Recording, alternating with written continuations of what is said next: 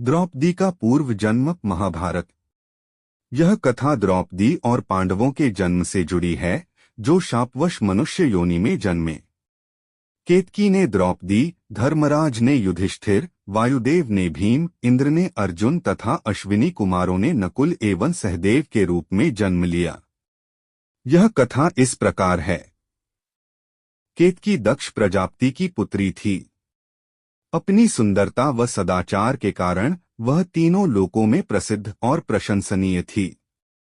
दक्ष ने उसका विवाह करना चाहा तो वह बोली, मैं तीनों लोकों में किसी पुरुष को अपने योग्य नहीं पाती।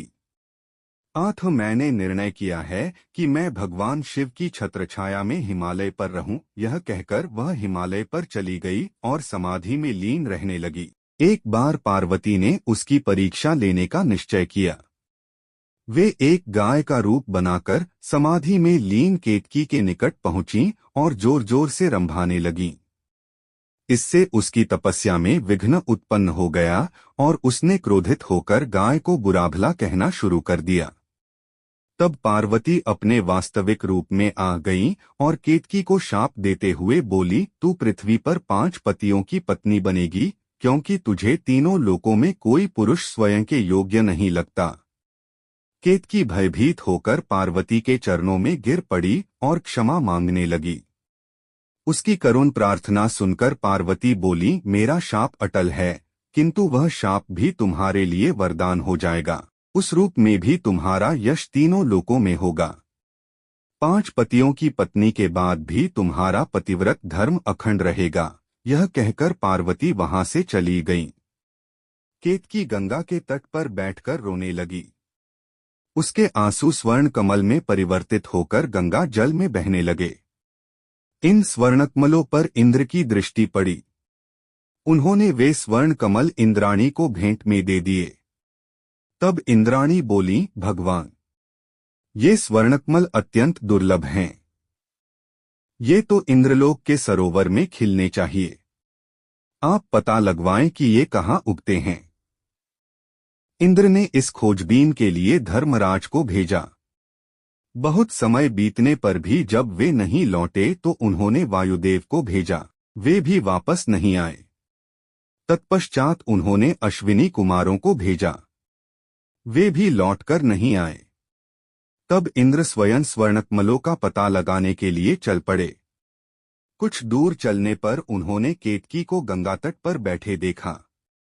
वे उसकी सुंदरता पर मोहित हो गए और उससे उसका परिचय पूछा। केतकी बोली, मैं दक्ष प्रजापति की पुत्री केतकी हूँ और यहाँ तपस्या करने आई हूँ। इंद्र बोले, सुंदरी, तपस्या करना ऋषिमुनियों और वनवासियों का काम है। तुम्हारी सुंदरता तप की अग्नि में जलने के लिए नहीं है। इसके लिए तो स्वर्ग के भोग प्रतीक्षा कर रहे हैं। इसलिए तुम मुझसे विवाह करके स्वर्ग चलो। यह सुनकर केतकी क्रोधित होकर बोली, देवेंद्र, आपसे पहले भी 4 देवता मुझसे यह कहने का दंड भुगत चुके हैं। इसलिए यदि अपना भला चाहते हो तो यहाँ से लौट जाओ। इंद्र समझ गए कि वे देवता धर्म, वायु और अश्विनी कुमार ही हैं। तब इंद्र के पूछने पर केतकी उन्हें एक गुफा में ले गई। वहां सभी देवता बंधे पड़े थे। उनकी दुर्दशा देख इंद्र क्रोधित होकर बोले, दक्षकन्या, तुम स्वयं को तपस्विनी कहती हो, किंतु तुम्हारा हृदय राक्षसों की भांति कठोर है। इन्हें बंदी बनाने का परिणाम जानती हो तुम? केतकी बोली, देवेंद्र, इन्हें मेरे रक्षक ने बंदी बनाया है। आप उनके भी दर्शन कर लें। गुफा के अंदर एक जटाधारी मुनि तप में लीन थे। केतकी ने उन्हें प्रणाम किया, लेकिन इंद्र शक्ति के अहंकार में भरकर उन्हें बुरा भला कहने लगे। तभी वे अपने वास्तविक रूप में प्रकट हो गए। वे कोई और नहीं, भगवान शिव थे। उन्हें देखकर इंद्र लज्जित हो गए और भय से कांपने लगे। शिवजी क्रोधित होकर बोले, इंद्र, यह इंद्रलोक की अप्सरा नहीं बल्कि मेरी पुत्री के समान है।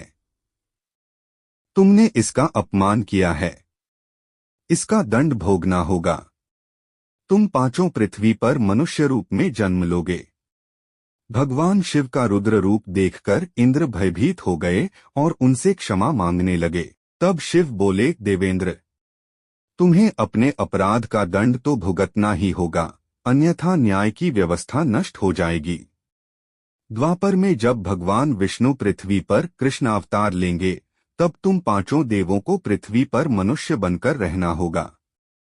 उस समय यही केतकी तुम पांचों की पत्नी बनेगी। इस प्रकार इसे पाने की तुम्हारी इच्छा भी पूरी होगी और पापियों का नाश करने व धर्म की स्थापना में तुम श्री विष्णु के सहभागी भी होंगे। इस प्रकार द्वापर में वे पांचों देव पांडवों के रूप में उत्पन्न हुए। केतकी द्रौपदी के रूप में उत्पन्न होकर उनकी पत्नी बनी। ऐसी ही मजेदार वीडियो देखने के लिए चैनल को सब्सक्राइब करें।